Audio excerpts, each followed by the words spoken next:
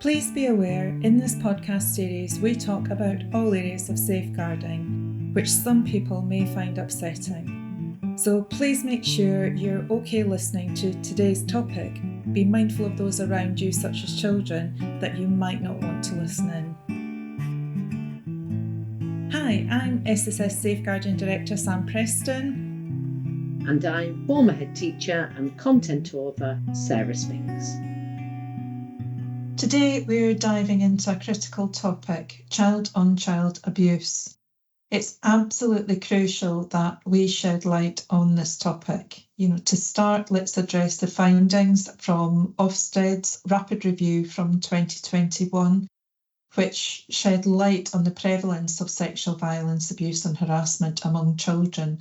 So, Sarah, can you give us some insight into these findings? Yes, certainly. So Ofsted's rapid review highlighted alarming statistics, including the prevalence of sexual harassment and online abuse, which are much more common than many adults realise. For instance, 92% of girls and 74% of boys reported experiencing sexist name-calling, and nearly 90% of girls and nearly 50% of boys reported receiving unwanted explicit images or videos. And more recent statistics released by the Campaign for Real Education state the incidence of children being sent home for sexually assaulting or harassing their peers has more than doubled within a year. So in 2023, even in primary schools, there were 618 instances of suspensions due to sexual misconduct, with disturbing behaviour observed in some children as young as 4. And this marks a significant increase from 243 suspensions reported in the previous year and a mere 200 cases a decade ago. Gosh. So what does the picture look like across England? Well, across England, a total of 6,384 cases of youngsters being suspended from schools for sexual offences were recorded last year, averaging over 30 cases every school day. Additionally, 141 cases were severe enough to warrant expulsion. Disturbingly, there were 10 reported instances of children aged 4 being suspended from reception classes in primary schools due to sexual behaviour. Now, these figures are likely to spark renewed debate regarding the exposure of young individuals, to online sexual content, really. A recent parliamentary report in December 23 found sexual harassment in schools was fuelled by mobile phones, with boys flashing hardcore pornography at girls as well as airdropping nude images to them. It heard girls were subjected to name-calling, touching and slapping. It concluded that sexual harassment and sexual violence continued to be a scourge in our schools, with many girls and women feeling powerless. The huge increase, in the numbers being suspended is believed in part to be due to more children complaining. But this distressing trend, it highlights the continued prevalence of sexual harassment and violence within educational settings, as highlighted by that parliamentary report, which concluded that it remains a pervasive issue. Gosh, those numbers are truly disturbing, aren't they? Well, it's clear that we need to improve our safeguarding practices.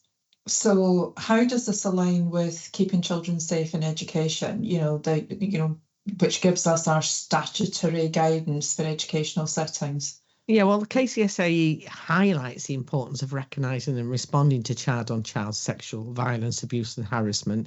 It emphasises the need for a zero-tolerance approach and provides guidance for educators, on how to identify and address these issues.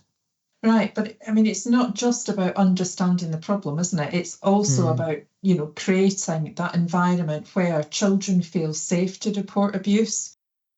However, as the findings show, many children are still reluctant to come forward due to, a whole variety of concerns. So we need to think really about how we can address these barriers.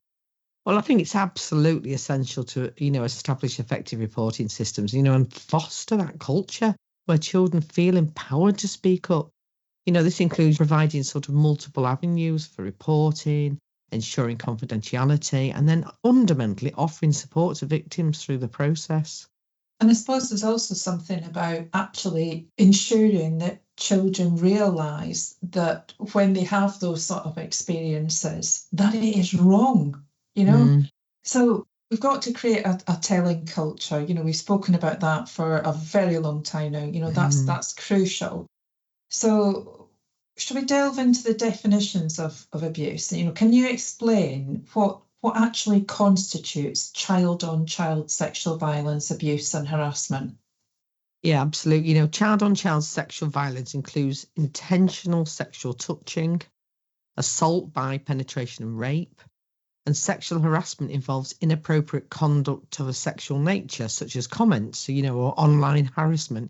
And it's important to understand that these distinctions do effectively address and prevent abuse. Yeah, we need to be able to see quite clearly the context between the two, don't we? We need to know that what constitutes actual violence and what also constitutes that sexual harassment. So thanks for clarifying that. So let's talk about legislation and statutory guidance, specifically KCSIA. How does it guide educational settings in responding to child? And we are talking, I know we're using the phrase child on child. It's what we used to talk about as peer on peer abuse. Yeah. However, we now use the term child on child because it was a little bit misleading. Peer on peer, there was some confusion around adults working in settings and their peers. So we are calling it child on child abuse. Well, KCSE outlines the responsibilities of educational settings in safeguarding children, and it does provide that clear guidance on responding to reports of sexual violence and harassment. It emphasises the importance of taking all reports seriously and then conducting thorough risk assessments and then providing support to all those parties involved. Well, it's reassuring to know that there are those clear guidelines in place, but we're talking about practice here, and it's always that transfer, isn't it, of what does the documentation say to what actually happens in the setting.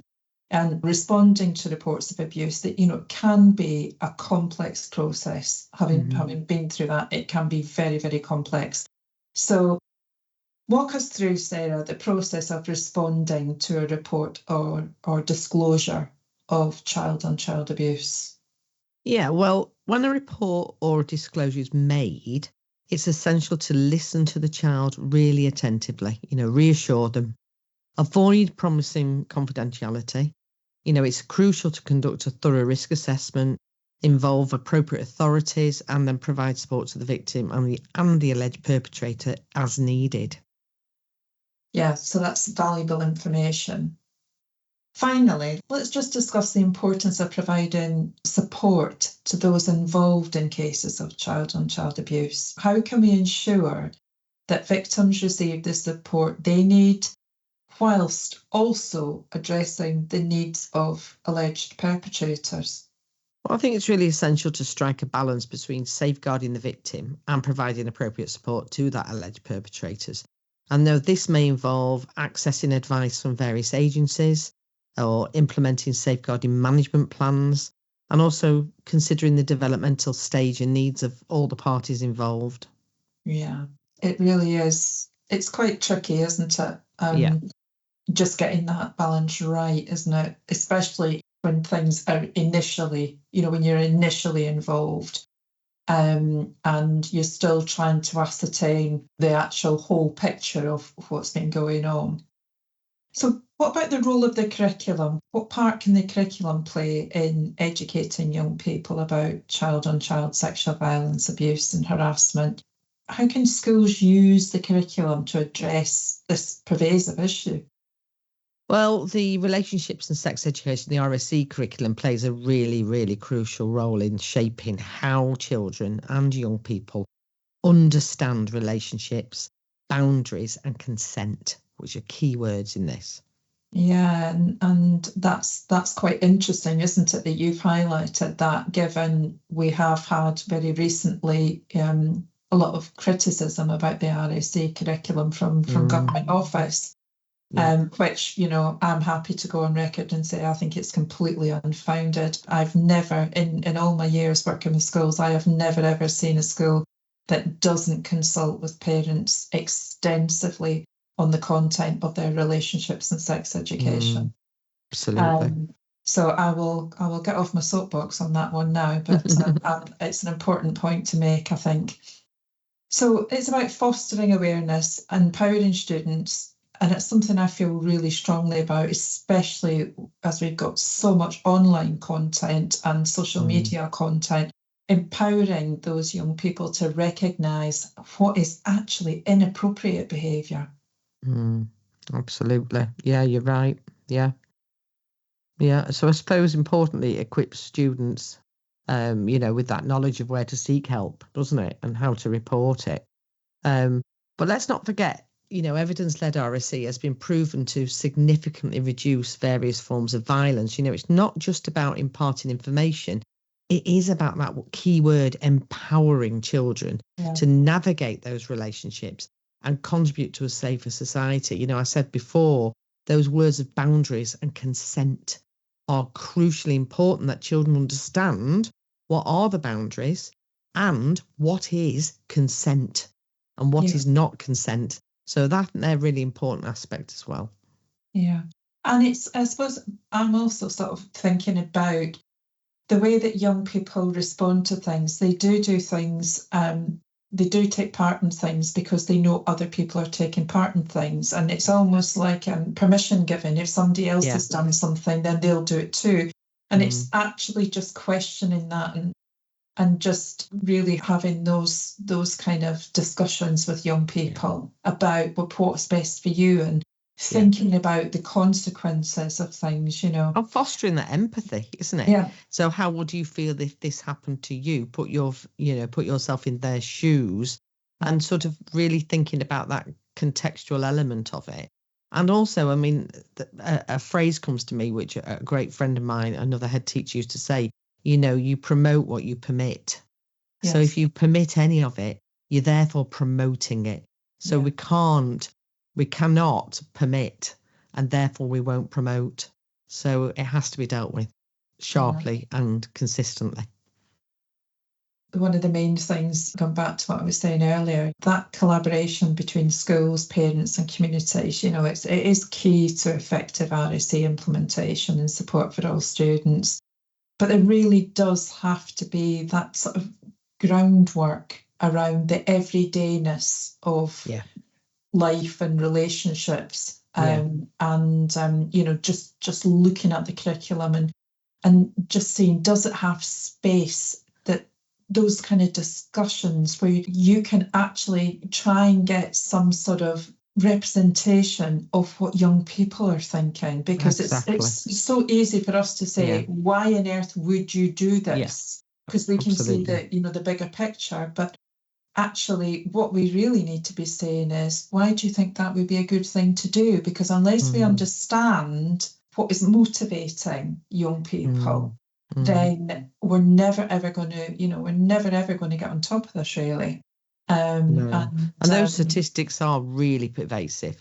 I mean, so it really needs a very, very sharp focus on how do we shift a mindset which seems to now be endemic within our school system.